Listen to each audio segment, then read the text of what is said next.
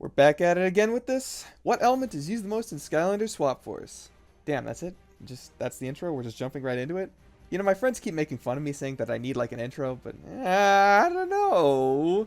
Y'all ever just make fun of your script mid-video? So same general rules apply as the last two videos, only now there's a new gimmick to keep track of. There's three, actually. The first gimmick is that the swappers each have a unique bottom half that can access a minigame for treasures that are required for 100%. There's 8 of them, just like the number of elements, so we'll be counting these separately. The other gimmick is dual element gates. Before starting this project, I didn't really know how I was going to cover this. And at the time of writing this, I still didn't really have a great idea.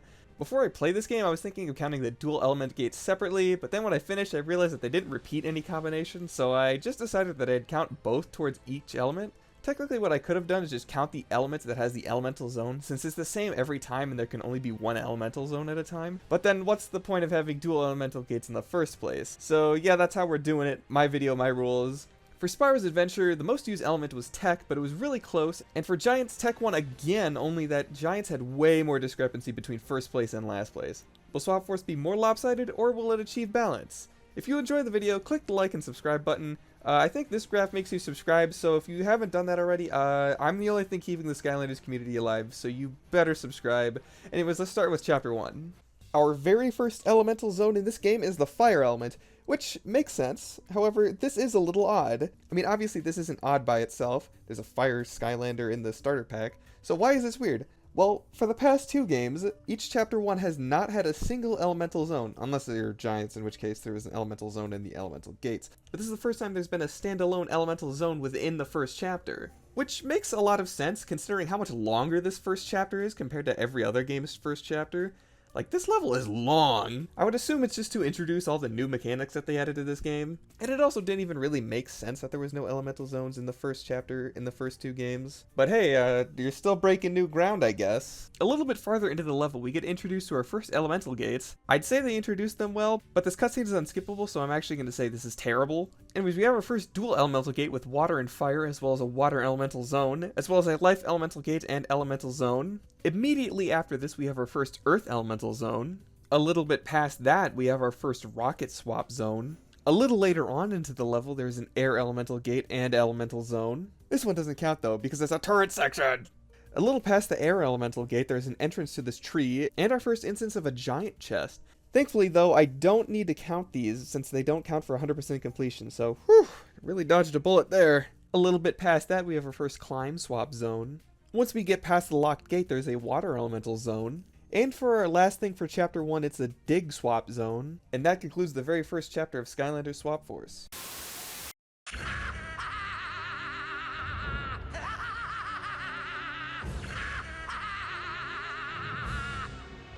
Finally, Glumshanks! A monument worthy of my supreme awesomeness. I don't disagree, Lord Chaos, but, is the bottom part really necessary? Eh? Jumping into Cascade Glade, our first elemental zone is an air elemental zone. Not too far into the level, however, there's our first singular fire elemental gate, as well as a fire elemental zone. Getting to the second part of the level, there's a life elemental zone.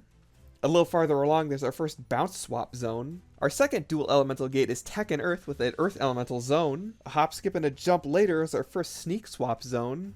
A little past the shock lock gate, there's our first speed swap zone. Once we get to the third section of the level, it becomes a magic elemental zone.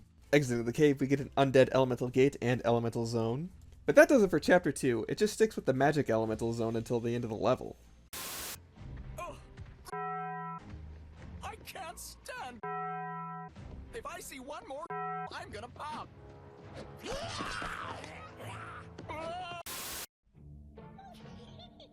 Just look at them, Glumshanks. Those ridiculous are making a mess of everything. I've seen enough. Turn it off. Chapter 3 starts with an air elemental zone. A little farther into the level, there's a rocket swap zone. After reaching the end of the first segment of the level, there's a life elemental gate and elemental zone.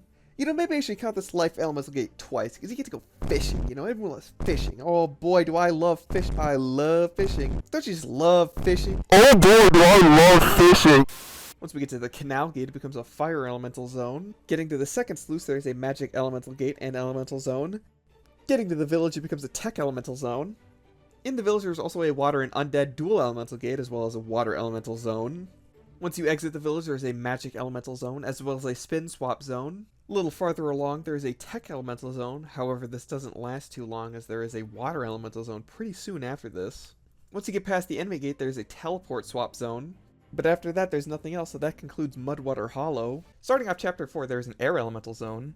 But pretty soon after, there's a dual magic and fire elemental gate with a fire elemental zone. Once you get past the falling platforms, it becomes a life elemental zone. Then there's a climb swap zone. After the climb swap zone, there's a fire elemental zone. Then there's a speed swap zone. Next, there's an earth elemental gate and elemental zone. Immediately following the area with the earth elemental gate, there is yet another earth elemental zone. After getting past these spikes, there is an interesting water elemental gate. Hey, you want to give me a hand? Because I don't have any, and my back is all itchy. Push me up against that wall, will you? I don't like where this is going. Oh, that's great. Now a little to the left. Stop! Oh, a little to the right. Right. Stop! Oh, a little to the right. No. Oh, perfect. I am extremely uncomfortable. Well, after that traumatic experience, we have a bounce swap zone. Once you activate the first monkey's paw and jump on this bounce lake thing, it becomes an undead elemental zone.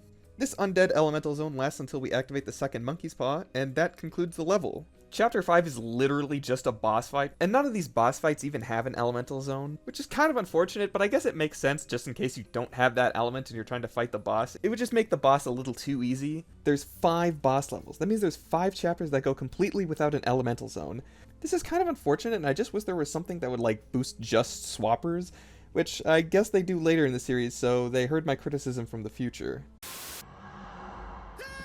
What's happening? Chaos! Why have you summoned me?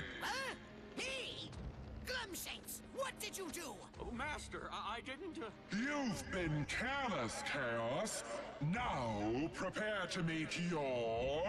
What? My what? Your... Is it my doom? It's not my doom, is it? Your... Mother! Are you fucking... Entering Chapter 6, the first elemental zone is a magic one. After the elevator, there is a rocket swap zone. After taking down the first airship, there is a dual air and tech elemental gate, as well as an air elemental zone. Immediately after the elemental gate, there is a fire elemental zone. After activating this bridge, there is a dig swap zone. Upon defeating the second airship, it becomes an undead elemental zone, as well as off to the right there is a tech elemental gate and elemental zone. Not too long after that, there's a life elemental gate and elemental zone. Even quicker after that, there is a teleport swap zone, and that's the last thing for Chapter 6. Hello? I don't like this. Well, yeah, he's being super rude. No, it's... Oh, no!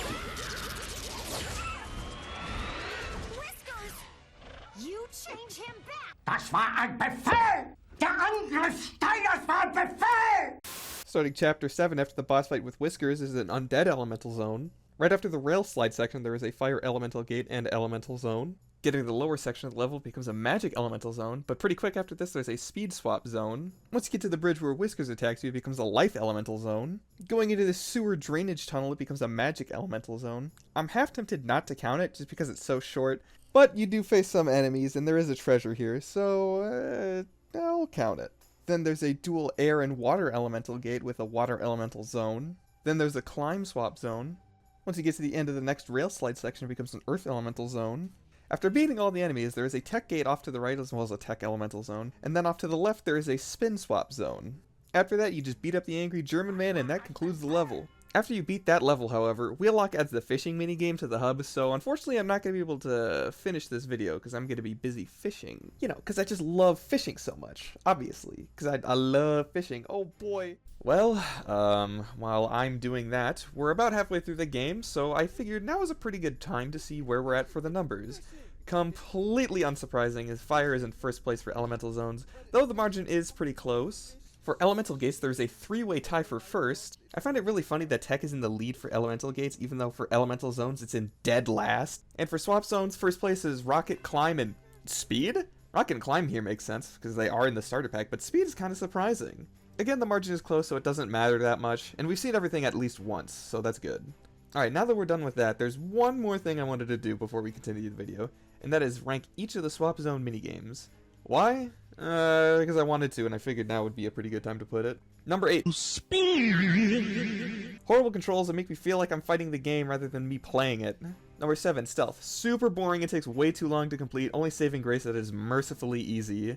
Number 6. Bounce. Also too long and also too easy, but it is a little bit more satisfying to pop the balloons. Number 5. Climb. Pretty fun, doesn't take too long, but still kind of feels too easy. Number 4. Dig. An interesting concept that gives you just enough time to finish, but I just don't like how dark it is. Number 3. Rocket. A very nice speed game that also gives you just enough time to complete it, while also not being too easy. Number 2. Speed. I like going really fast. Number 1. Teleport. It is just way too fun to speedrun and jump around. It can also be a decent challenge if you're going as fast as possible. I just like no thinking this one because it's just way more fun that way. Alright, let's get back into counting. Chapter 8 opens up with a Tech Elemental Zone. Further down there is a Sneak Swap Zone. After digging up some treasure, there's an Air Elemental Gate and Elemental Zone. Entering this cave, it becomes a Fire Elemental Zone. Going even further down into the tunnels, there is a Dual Element Undead and Earth Element Gate, as well as an Undead Elemental Zone.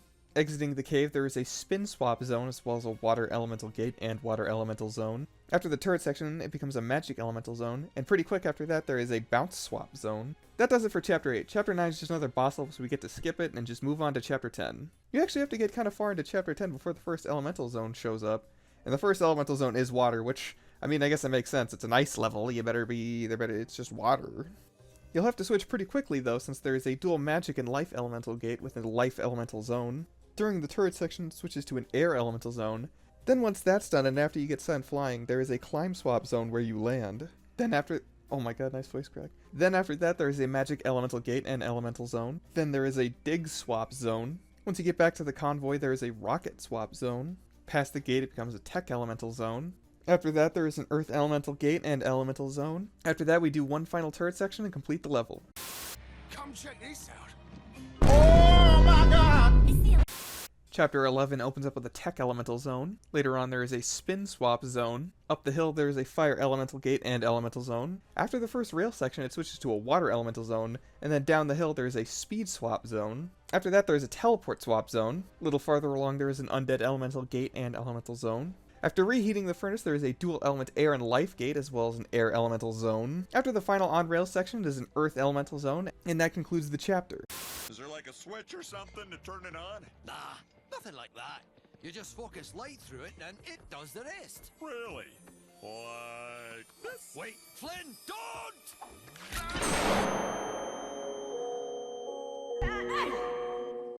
Chapter 12 starts off with an Earth Elemental Zone. After leaving the first village, there is a Stealth Swap Zone. Later on, there's a Magic Elemental Gate and Elemental Zone. After the Magic Elemental Gate, there is a Dig Swap Zone. Before getting to the second village, there is a Dual Element Tech and Fire Gate, as well as a Fire Elemental Zone. Exiting the second village, it becomes an Earth Elemental Zone. Pretty soon after, there is an Air Elemental Gate and Elemental Zone. Then, while you're on the river, it switches to the Water Element. Once you're out of the river, it switches to the Undead Element. And finally, to cap off the chapter, there is a Bounce Swap Zone. Once again, Chapter 13 is just a boss chapter, so we're skipping right over it and just moving into Chapter 14. Phantasm 4 starts with a Magic Elemental Zone. Hold on, guys, before I put out this fire, I gotta go fishing! Immediately after this, there's a Life Elemental Zone, you know, as a parallel to how fishing gives me life. Oh, and there's also a Teleport Swap Zone. Then there is a Tech Elemental Gate and Elemental Zone. Then there is a Fire Elemental Zone. Then after this little enemy encounter, there's a Dual Element Undead and Life Gate with a Life Elemental Zone. Then there is a Earth Elemental Zone. Then after the first Tech Gear Golem encounter, there's a Rocket Swap Zone. After the second turret section, it becomes an Undead Elemental Zone. Also during the Undead Elemental Zone, there is an Undead Elemental Gate, which is kind of weird that this is the first time that we're seeing this game. But hey, you know, there had to be at least one time that this happened, right? Then there is a Stealth Swap Zone. Then there's a Water Elemental Zone. And that's it for Chapter 14. It is kind of surprising that you rescue the last Ancient Elemental right after you get the third one. And you also defeat Chaos? Wow, I guess they really just want you to wrap this game up quick, huh? Sort of an anticlimactic ending. Oh, I forgot about the MILF. Congratulations, Skylanders! Once again, you have foiled one of my son's ridiculously overblown and poorly thought out plans. So before Chapter 15 starts, I should mention that this is actually the last level in the game that even has elemental zones. Since Chapters 16 and 17 are both boss levels, that means they don't have any elemental zones. Like I said earlier, I really do wish they had some sort of like elemental zone for swappers, but they do fix this in later games, so I guess it all works out in the end. It also just means less work for me, and I still took forever to upload this video. Anyways, Chapter 15 opens with a Life Elemental Zone, then there is a Speed Swap Zone. After the second surfboard, bruh, it becomes the Air Element. I'm sorry, I'll never do that voice again. Then there's a Bounce Swap Zone. In this lower area, there's a Earth Elemental Gate and Elemental Zone. Then it switches to a Tech Elemental Zone. Then there's a Water Elemental Gate and Elemental Zone where you get to fight Mr. Chompy. Why are all the Water Elemental Gates in this game so weird? After the third surfboard, there's a Climb Swap Zone, dude. Hey, remember how I said I wasn't going to do that voice anymore? Well, I lied! And finally, for our very last Element Gate and Element Change, it is a dual element Magic and Earth Gate with a Magic Elemental Zone. And of course, it's a fucking fishing minigame, dude, of course! We're about to go fight Chaos and his mom, but nope, I gotta go fishing first. What? What have you done? I can't get out! Oh, boy.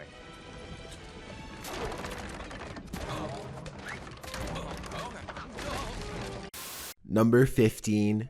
Burger King foot lettuce. The last thing you'd want in your Burger King burger is someone's foot fungus, but as it turns out, that might be what you get. Of course, viewers of the channel will know that this is not where this ends. We still actually have 2 more levels to go, and I'm of course talking about the adventure packs. Instead of just taking the lazy way out and having the Spyro's adventure packs just be playable in the game, they just made the magic items and they just made whole new ones for this game. So let's go over them. But no longer! No more! Whoops.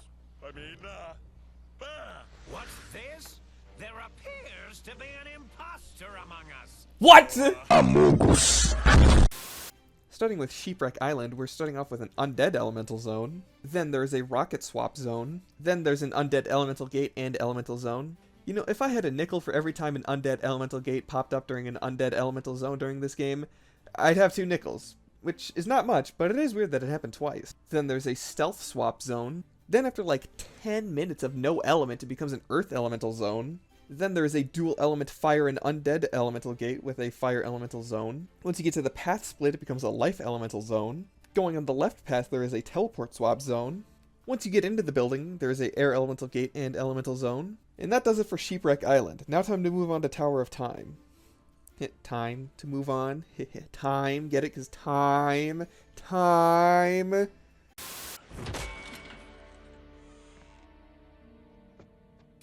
Hey, who's that dashing pilot over there? This is getting out of hand. Now there are 2 of them. Now, Tower of Time doesn't actually start off with any elemental zone, so the first thing to jot down here is the Tech Elemental Gate and Elemental Zone. Then after that, there is a Dig Swap Zone. Once we go looking for the second gear, it becomes an Air Elemental Zone. Yeah, it's kind of weird that the first third of the level doesn't even have an elemental zone. I know for a fact this isn't a glitch because it happened in my Nightmare Mode run, and also it's happened in a couple other levels at this point. It's just a really strange anomaly that some levels have for some reason. Then there is a Spin Swap Zone. Once you get to the checkpoint, there is an Air Elemental Gate and Elemental Zone off to the left, while the Elemental Zone is air. You know, I literally just pointed out like 5 minutes ago that this was weird, and now this is the 3rd time this has happened? At least it wasn't an undead element this time. After you tango with Cluck, it becomes a Water Elemental Zone, but pretty quick after that there is a dual Life and Water Elemental Gate with a Life Elemental Zone. Little later, there is a Climb Swap Zone. Once you actually enter the tower, it becomes a Magic Elemental Zone, and it actually stasis this for the boss fight, meaning that this is the only boss fight that there's actually an Elemental Zone for.